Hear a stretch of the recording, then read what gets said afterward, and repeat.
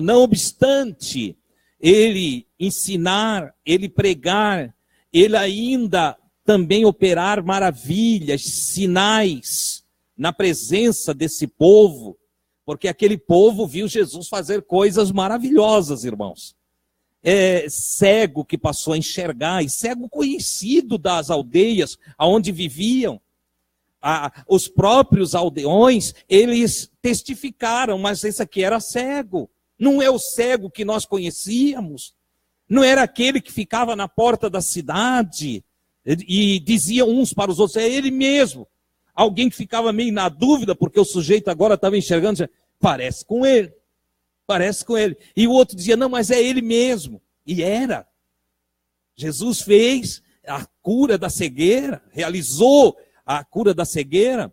Outros eram paralíticos, leprosos, pessoas que estavam destituídas do convívio, da congregação, que não podiam ir à sinagoga, que não podiam nem mais morar com a família, por causa da lepra.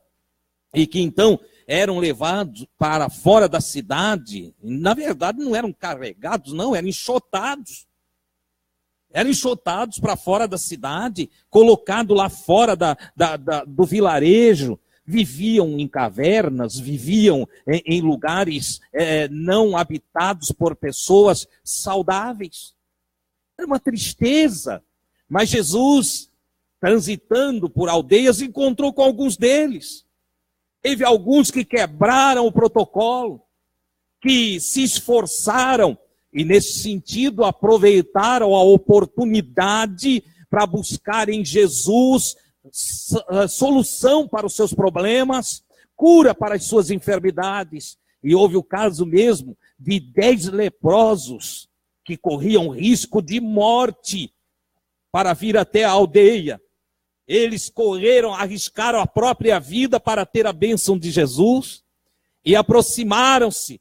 Ao invés de vir gritando imundo, imundo, como determinava a lei, porque a lei dizia que eles tinham que dar esse grito para não se encontrar e não contagiar os outros que conviviam ali na cidade.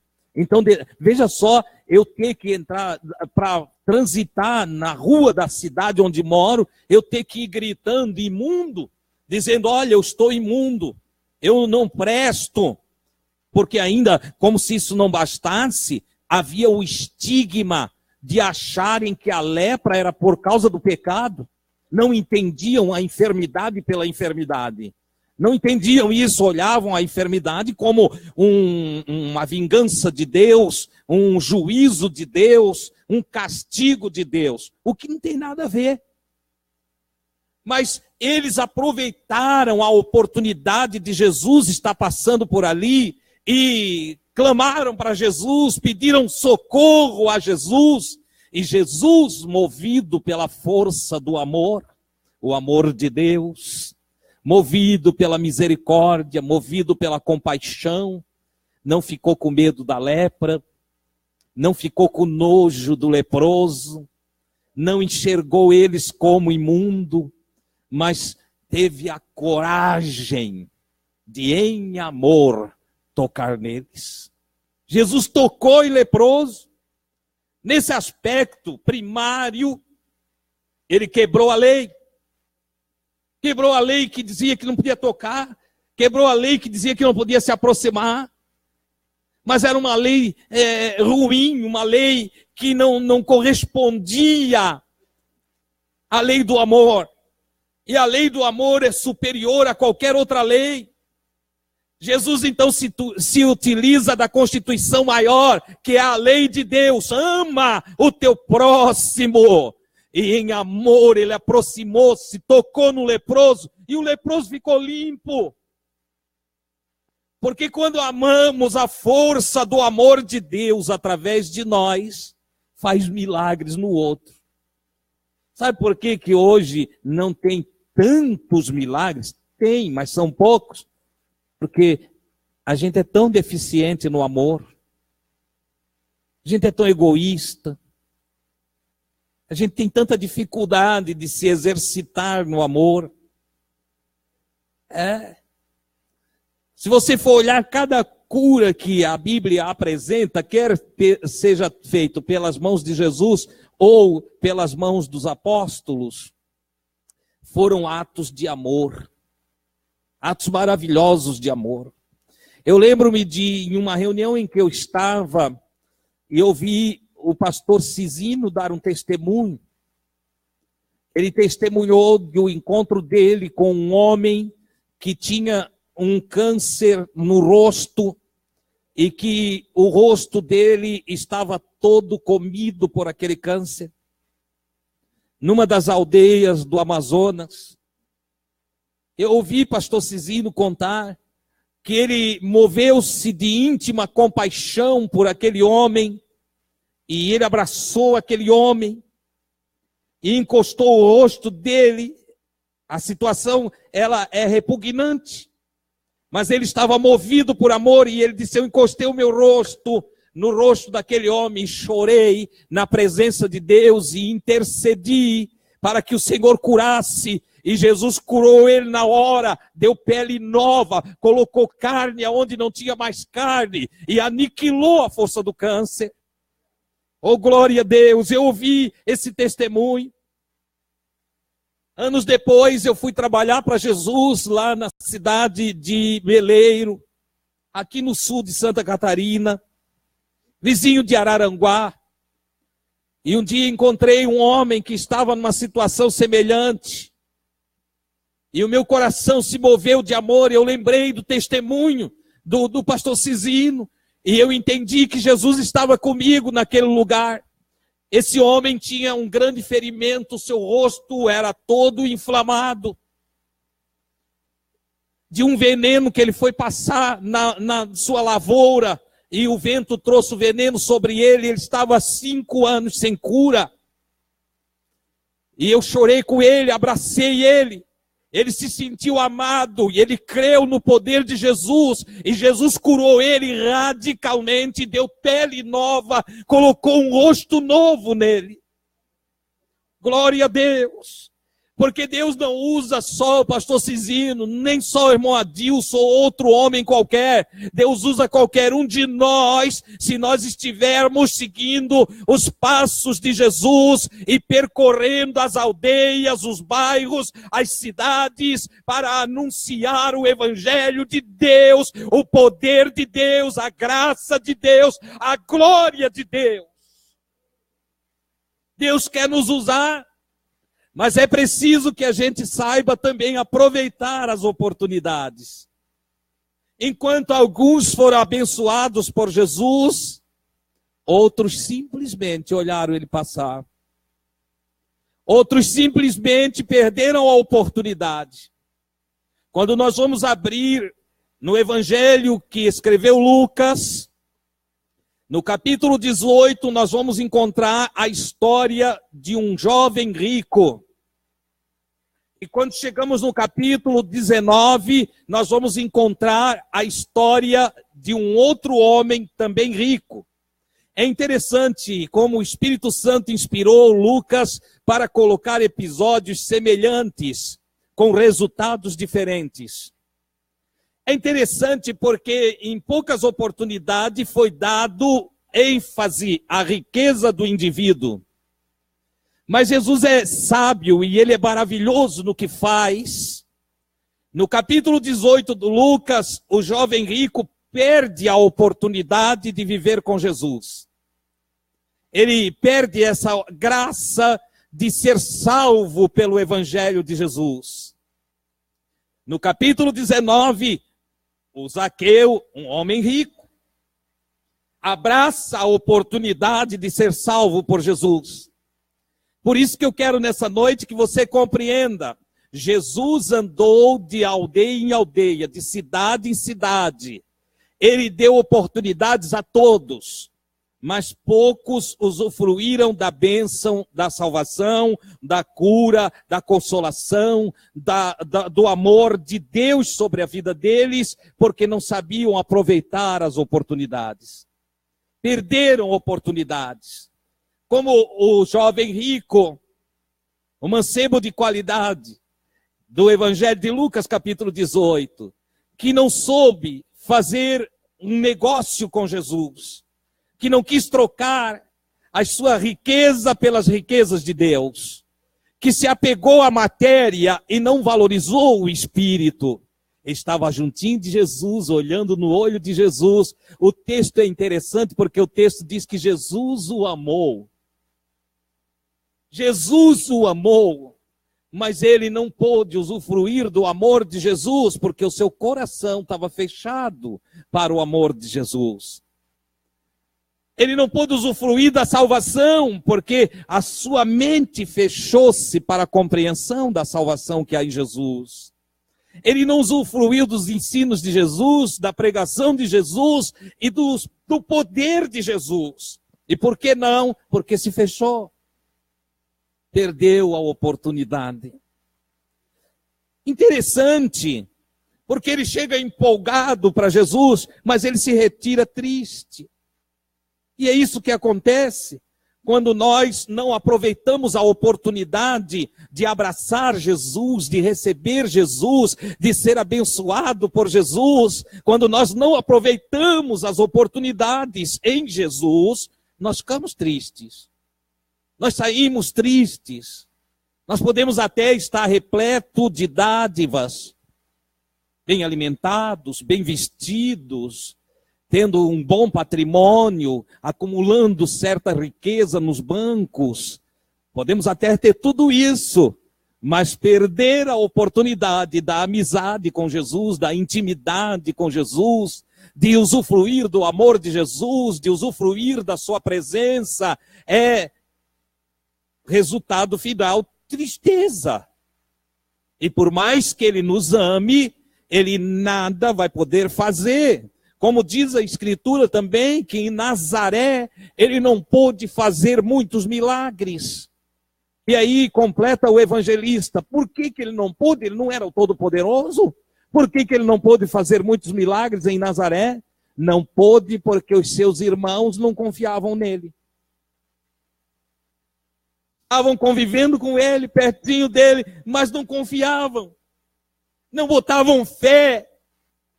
Olhavam para a aparência e desprezavam a essência que havia em Jesus de Nazaré, a presença do Espírito Santo de Deus, a unção do Todo-Poderoso. Desprezavam porque olhavam a aparência de sua simplicidade, a sua colocação simples dentro de toda a sua atuação, porque ele não andou dando show, ele simplesmente andou fazendo o bem, mas de uma forma tão discreta, que apesar da sua fama, tiveram que pagar o Judas para trair ele, para dizer quem ele era.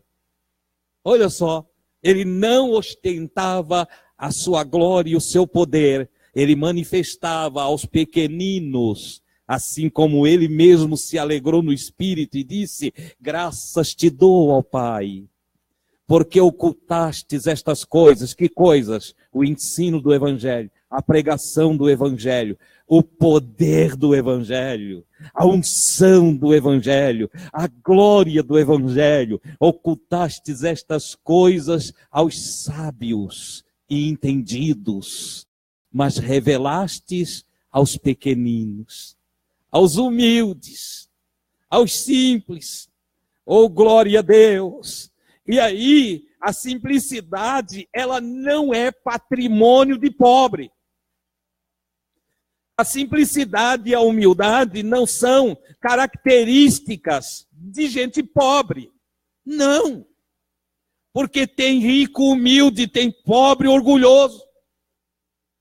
Tem rico simples e tem pobre cheio de bobagem.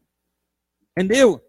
Então não são patrimônios de rico nem de pobre. Neste episódio, o qual estou tomando por base de aproveitar a oportunidade, no caso do jovem rico, ele era rico. E era rico em todos os sentidos. Era rico em poder aquisitivo, em patrimônio, em fazendas, assim como era rico também em seu espírito, colocando toda a sua confiança na sua própria riqueza. Não teve a humildade de aprender com o mestre. não teve a humildade de se inclinar à pregação do Mestre, não teve a humildade de acatar os conselhos de Jesus, e como consequência, retira-se triste, porque é o resultado. Se eu não ouço Jesus, se eu não aprendo com Jesus, se eu não me encho da graça e do poder de Jesus, eu vou ser um homem triste, eu vou ser um homem infeliz. Essa é a grande verdade. Mas por outro lado, tem um outro rico, cujo coração é humilde, que é o Zaqueu, do capítulo 19, então, do Evangelho de Lucas. E Jesus, numa dessas andanças dele, nessa trajetória pela qual ele percorria aldeias e cidades, um dia passa em Jericó.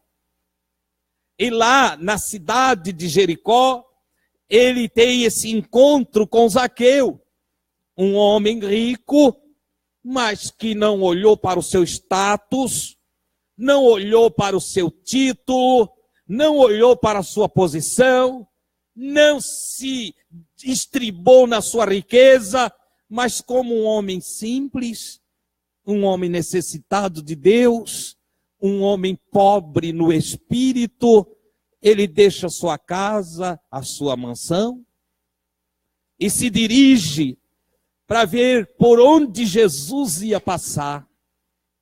E ele observa que o caminho por onde Jesus estava andando ia passar embaixo de uma figueira brava. E ele então corre, vai à frente e sobe na figueira.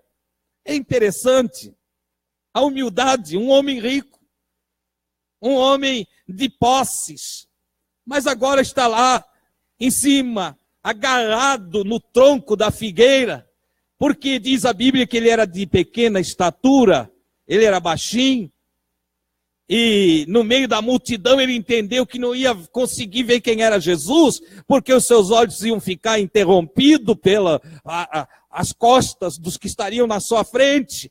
Então, estrategicamente, ele querendo conhecer Jesus, um homem que sabe aproveitar oportunidades, ele, quem sabe, pensa, olha, talvez seja essa a última vez, e parece-me mesmo que o evangelista registra, que aquela é a última vez que Jesus passa em Jericó.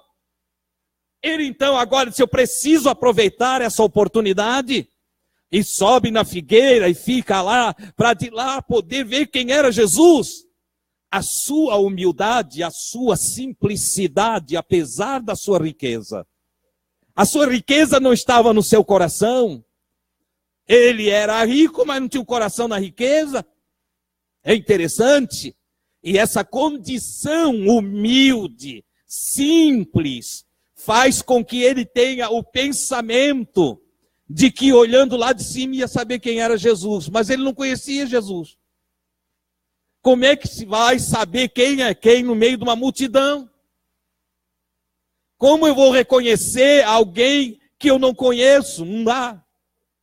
Mas Jesus, que tudo tinha de revelação do Pai, que tinha a palavra da ciência, que tinha a palavra da sabedoria, e que era também movido pelo discernimento, recebe as informações do Pai, que em cima da figueira tem um homem chamado Zaqueu, e isso não é novidade, porque várias vezes Deus citou o nome de pessoas. Por exemplo, Deus mandou o profeta Elias ir na vinha de Nabote para falar com Acabe.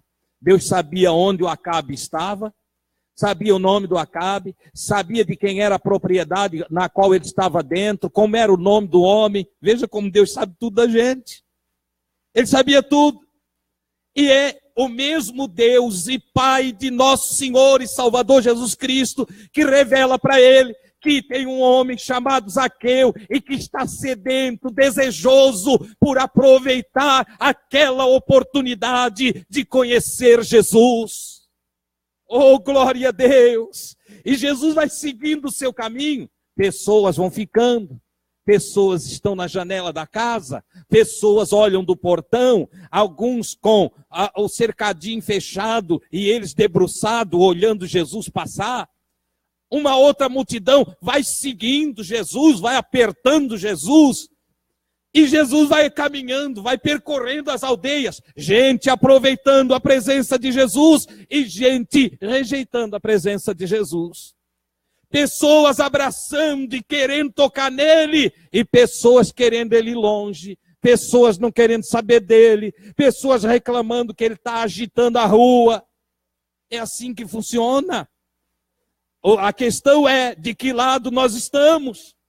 Nós somos daqueles que aproveitam a oportunidade de estar com Jesus, ou nós somos daqueles que rejeitam a oportunidade, que não valoriza as oportunidades, que não presta atenção, que essa pode ser a última oportunidade de nós ouvirmos Jesus e de recebermos a graça, o perdão, a misericórdia ou a salvação do nosso Deus. É uma questão para se pensar. Zaqueu humildemente disse: eu preciso dele, o meu dinheiro não me satisfaz. As minhas propriedades não me satisfazem. Eu sou chefe dos publicanos. Olha só, o diretor-geral da exatoria estadual romana em Israel. Eu sou chefe dos cobradores de impostos. Eu sou tudo, mas tem algo dentro de mim que eu acho que só esse Jesus pode preencher. Tem um buraco no meu coração que não pode ser preenchido com dinheiro, não pode ser preenchido com casa, com carro. Tem algo no meu coração que não pode ser preenchido com nada deste planeta. É algo que só pode ser preenchido com alguma coisa que desceu do céu e possa vir preencher o meu vazio. Oh, glória a Deus! Tem que ser algo tamanho de Deus, para inundar meu coração e satisfazer a minha alma. É Jesus que ele precisava. Deus o Pai, que conhece os famintos e os sedentos de justiça e faz destes bem-aventurados, revela para Jesus: tem gente em cima da figueira te esperando. Eu fico imaginando a cena. Está Zaqueu agarrado lá em cima. Quem sabe, eu não sei, eu já subi num muro e quase não desci mais. Jair quase chamou o corpo de bombeiro para ir me tirar de cima do muro. Porque depois de estar lá em cima me deu vertigem. Entendeu? E não era muito alto não. Era uns 2,5 metros. Mais baixinho ainda. Entendeu? Não, mas dava a altura da porta, deixa eu ver, entre 2,10 e 2,5. Entendeu? Olha só, eu estava lá em cima, eu agarrei lá em cima, eu não saía mais. Eu fico imaginando o Zaqueu, ele pode ter também, na ânsia de ver Jesus, ele subiu, mas depois de estar lá, é ruim de descer. Entendeu? E ele está lá em cima agora. E a cena é que a rua vem lotada de gente. Jesus na frente, multidão. Era gente falando, era gente dando glória, era gente criticando, era gente fazendo de tudo. Gente aproveitando a presença de Jesus e gente que estava ali só por curiosidade. Acontece que quando chega bem embaixo da figueira, Jesus para.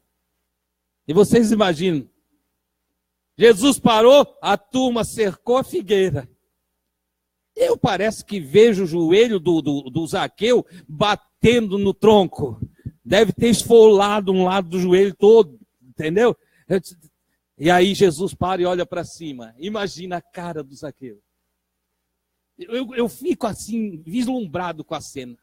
Eu fico imaginando a cara do Zaqueu, entendeu?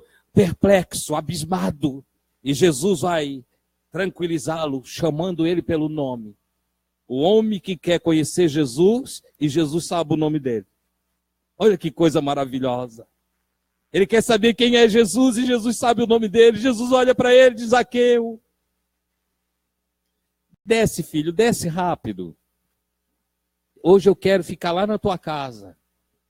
Eu quero pousar na tua casa. Vou dormir lá hoje, tá bom?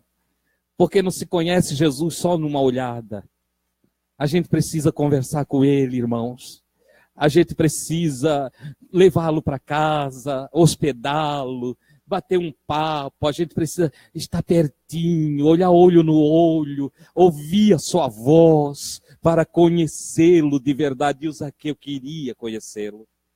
E Jesus satisfaz o desejo do coração de Zaqueu, porque o desejo é bom, o desejo que ele tinha era maravilhoso, o desejo que ele tinha era de Deus. O Espírito de Deus já estava trabalhando no coração dele, porque Jesus mesmo disse, ninguém vem a mim se o Pai não trouxer. Ele estava ali por Deus, Deus o conduziu, oh glória a Deus. E Jesus, o Zaqueu então desce, diz a Escritura, o Zaqueu desce depressa, vai para casa e prepara tudo para receber Jesus.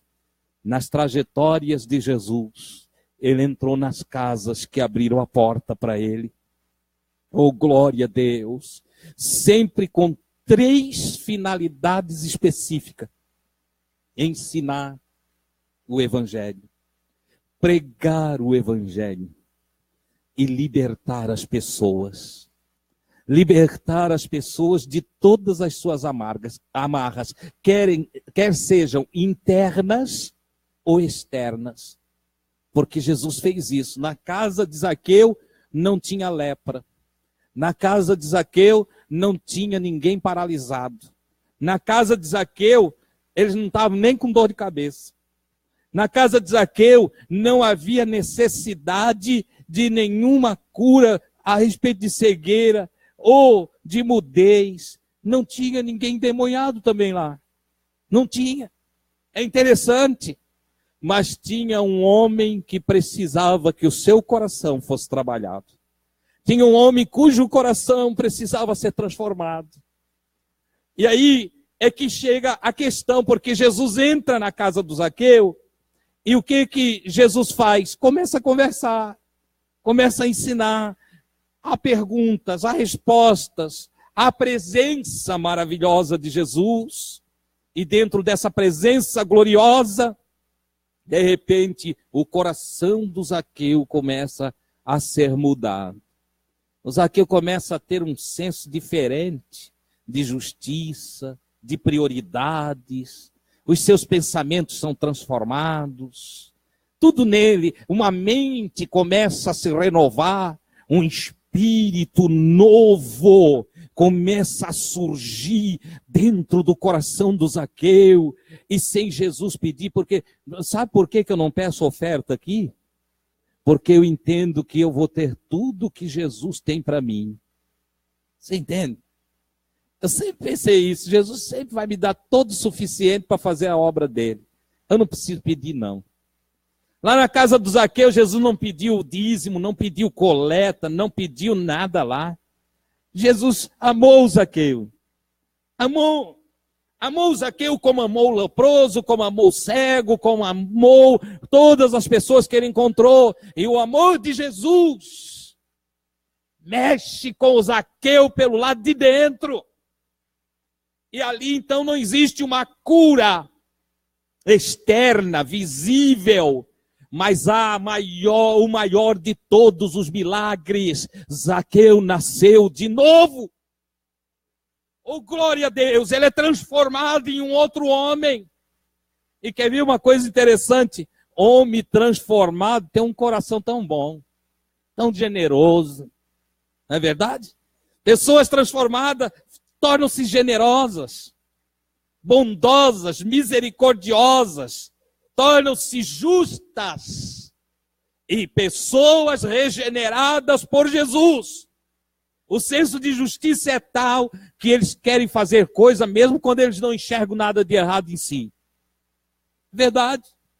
Parece que ficam vasculhando. Onde é que eu preciso melhorar? O que eu tenho que fazer para ser melhor? Como é que eu vou melhorar? Qual é o caminho para eu melhorar? E é o que acontece lá. De repente o Zaqueu, ô Senhor, ele está na casa dele, mas agora ele já chama Jesus de Senhor. Dá licença, Senhor. Posso falar? Posso. Jesus está ali. Pode falar, Zaqueu, qual é a questão? Senhor, estou aqui com uma coisa dentro do meu coração. Eu quero dar metade do que eu tenho para os pobres. Não sei, tu estás aqui em casa, para que eu quero tanta coisa? O que eu vou fazer com isso tudo que eu tenho? O quê? Só dá trabalho para eu cuidar disso tudo, é tanta coisa, tanta propriedade, é tanta riqueza. Interessante. O outro Jesus mandou vender, ele disse, não vendo. Para o Zaqueu, Jesus não pediu nada, e o Zaqueu disse, Senhor, eu quero dar metade dos meus bens para o pobre. Eu vou começar a repartir o que eu tenho. Quero, está aqui dentro do meu coração, Senhor. Meu coração está aqui igual um vulcão. Há uma ebulição interna. É o que é? Mas é de amor, Senhor. É uma coisa boa que eu estou sentindo. Um senso de eternidade está me invadindo. E eu quero dar metade do que eu tenho para os pobres. E da metade que me sobrar, Senhor, eu ainda quero fazer outra coisa. Que é, Zaqueu, o que tu queres fazer? É que de repente eu posso ter falhado com alguém. Eu tenho uma má fama. As pessoas falam mal de mim, Senhor. Então eu vou convocar aí os cidadãos da abrangência da minha jurisdição. E se eu tirei alguma coisa de alguém, se eu defraudei, se eu cobrei impostos indevidos, se eu fiz alguma cobrança além daquilo que era permitido, eu quero devolver 4 vezes mais. Interessante, porque Jesus não disse que ele tinha que fazer isso, mas ele está regenerado, ele está mudado, ele aproveitou a oportunidade da vida dele e disse, eu quero restituir 4 vezes mais aquele que eu tenha defraudado. Que apareça o cobrador, que venha, e eu quero restituir 4 vezes mais. Jesus olhou, parece que eu vejo Jesus sorrir. Jesus sorria, tá? Tem gente que pensa que Jesus era todo carrancudo. Jesus era tão legal que as criancinhas queriam ficar perto dele. Vocês já viram criancinha chegar perto de gente fechadona, aquele de santarrão? Já viram? O nosso pastor, não conta piada que ele não gosta. O nosso pastor, vocês não contam história aí para rir porque ele fica ruim. O nosso pastor, ele é muito santo. Santo, que não presta. Entendeu? Não. Jesus era o bom pastor. Jesus era o amigo. Jesus era querido. Jesus era legal. Jesus era maravilhoso. Jesus era aquele personagem que a gente não queria sair de perto dele. Quem formava amizade com ele ficava fascinado. Entende? Quando ele demorava a voltar na casa, eles ficavam tristes. Poxa, onde é que ele está? Será que vai demorar a vir aqui na nossa aldeia de novo? Aquelas aldeias que ele não voltou mais, ficaram lá com saudade. Entendeu? Ficaram com a lembrança boa. Como é maravilhoso Jesus, como é querido Jesus, como é gostoso de estar perto dele. Servi-lo é a coisa mais fascinante que tem. É glorioso. E aí o Zaqueu olha para Jesus e Jesus então sorri. Ele sorri e diz, olha, hoje veio salvação a essa casa. A salvação não precisa ser o resultado de um culto pentecostal onde há grande melancolia. Não. A salvação pode se dar em meio a sorrisos, a alegria. E deve ser assim. A Bíblia diz que quando viram a graça de Deus, se alegraram. A graça alegra o coração, o favor de Deus nos fortalece, as misericórdias do Senhor é as causas de nós estarmos em pé. Oh, glória a Deus, a bondade do Senhor não se pode contar, a sua longanimidade dura para todo sempre. O Senhor é bom e a sua misericórdia é maravilhosa para todos nós. Oh, aleluia! A Deus seja a glória! Louvado seja o Senhor por tudo que Ele é. E o Zaqueu experimentou isso, amados. Por quê? Porque não perdeu a oportunidade de conhecer Jesus. Eu quero encerrar esta mensagem nesta noite, convidando você para refletir um pouquinho, porque nos nossos dias não é muito diferente daqueles dias. Jesus está sendo anunciado. O evangelho está sendo pregado. A mensagem está sendo espalhada como nunca antes. Milhões de vozes ecoam na terra. Aleluia! Dizendo: Jesus te ama. Jesus te conhece. Jesus quer te ajudar. Deus o Pai enviou seu Filho para que todo aquele que nele crê não pereça, mas tenha vida eterna. Milhões de vozes ecoam pelo amanhecer do dia até o anoitecer. Dentro da noite, pela madrugada adentro, vozes se ouvem, vozes ungidas, vozes usadas por Deus, vozes inspiradas pelo Senhor, proclamam a salvação por toda a terra. Mas nem todos estão aproveitando a oportunidade. Nem todos estão felizes ainda, nem todos estão se regozijando. Há uma população, mesmo crente, enfraquecida, abatida, angustiada, afligida, perplexa e alguns caídos, porque não tem sabido aproveitar a oportunidade de, ouvindo a palavra de Deus, de receberem ela com alegria e aplicá-la nas suas vidas. Mas hoje à noite é uma noite oportuna para todos vocês que estão me ouvindo. É noite de salvação, é noite de graça, é noite de amor, é noite de misericórdia, é noite natalina. Você pode nascer de novo hoje à noite. Oh, glória a Deus! É noite de perdão, é noite de confissão. E não confissão a homem nenhum, não. Confissão ao Senhor.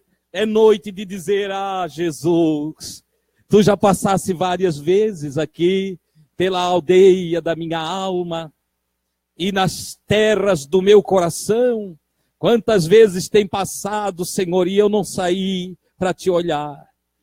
E eu não subi para chamar a tua atenção. E eu não permiti que tu entrasse de vez. É verdade, Senhor, que até já te recebi no portão da minha vida.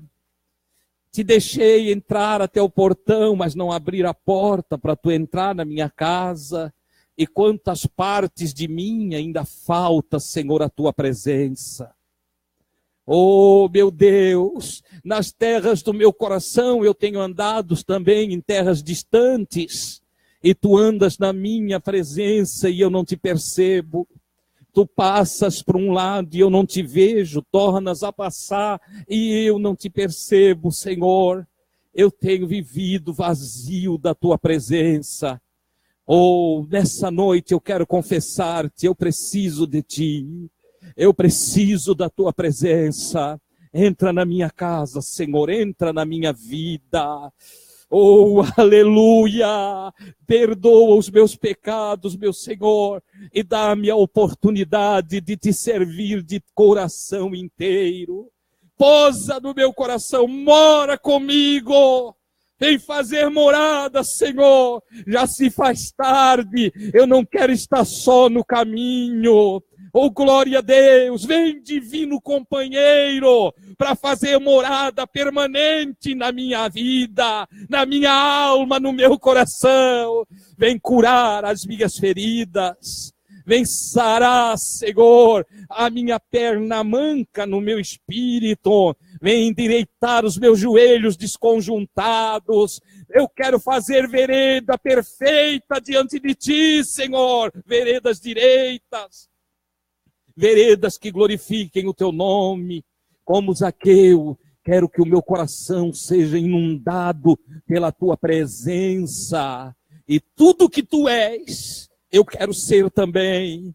Que eu sinta como tu sentes. Que eu ame com o teu amor.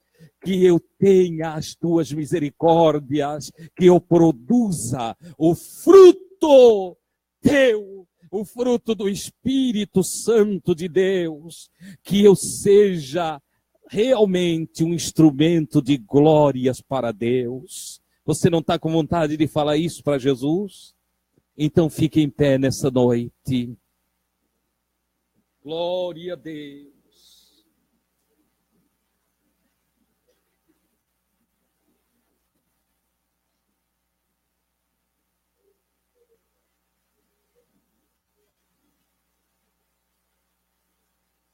Glória a Deus. Irmão, tem uma coisa que a maioria dos crentes estão negligenciando, que é a oração. A maioria. Nosso tempo é escasso e os tempos que estamos, às vezes, ocioso em casa, preenchemos com o entretenimento da TV ou com outros entretenimentos, e desapareceu dos nossos encontros nas casas a oração.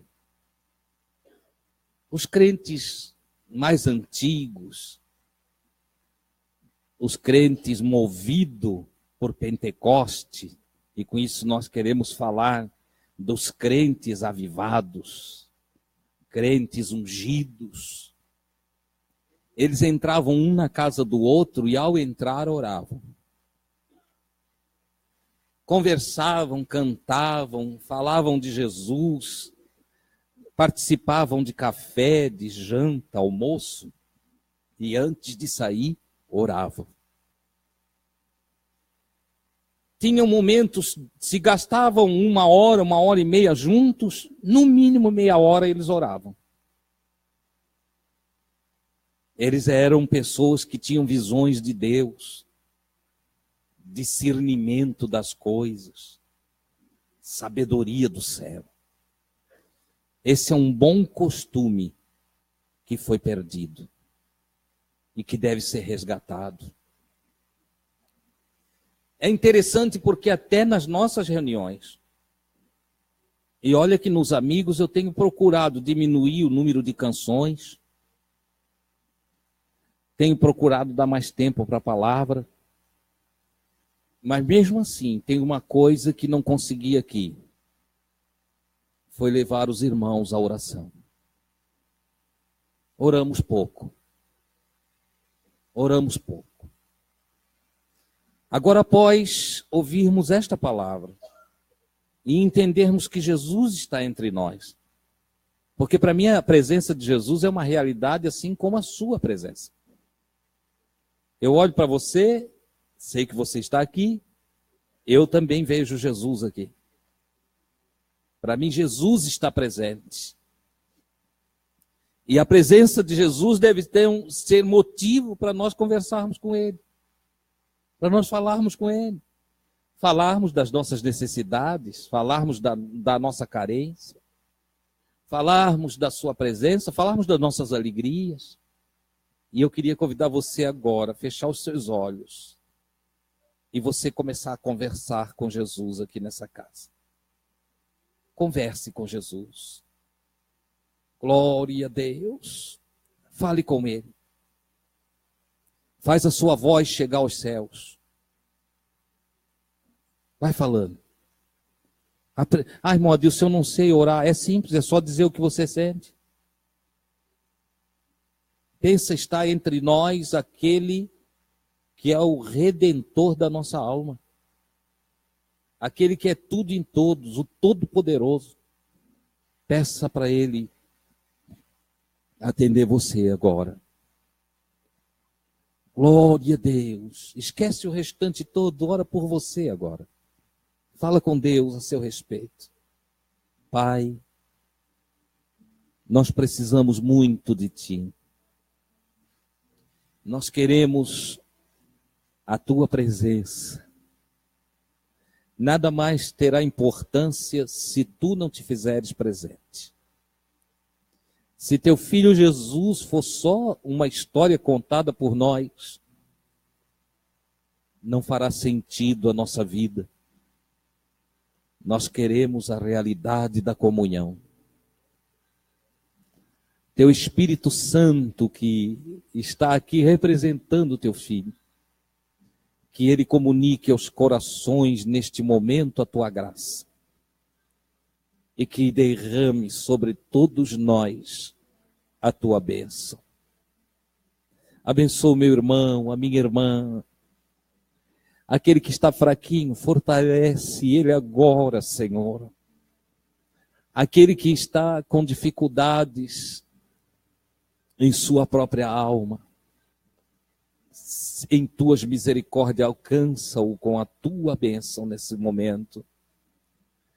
Querido Senhor, ajuda a cada um expressa. E talvez de alguns corações aqui nessa noite, meu Senhor, não brotem palavras verbalizadas pelos lábios, mas brota o desejo, o anelo, o sonho, a vontade, a fome, a sede da tua presença maravilhosa. Oh, glórias ao Senhor. Inunda, Senhor, o coração do meu irmão, da minha irmã, com a tua graça, com a tua bênção grandiosa. Traz cura aos corações, traz cura aos enfermos entre nós, traz a tua bênção sobre todos, Senhor, nesta oportunidade. Também, meu Deus, aqui tem estes pedidos de oração. Oração por Mateus, por outras pessoas que aqui estão inscritas, meu Senhor, pela Lara, querido Senhor, pela Ana. São pessoinhas que precisam de Ti. Alguns, Senhor, moram longe daqui, como a Ana, que mora lá em Londrina. Outros estão ali no leito de hospital, na UTI. Mas nós cremos em Ti. Oh, Senhor Jesus, lembro-me do capitão de Cafarnaum, que aproveitando a oportunidade de estar em Tua presença, entendeu que Tu nem precisavas ir na casa dele, mas que uma palavra Tua e o criado dele iria sarar.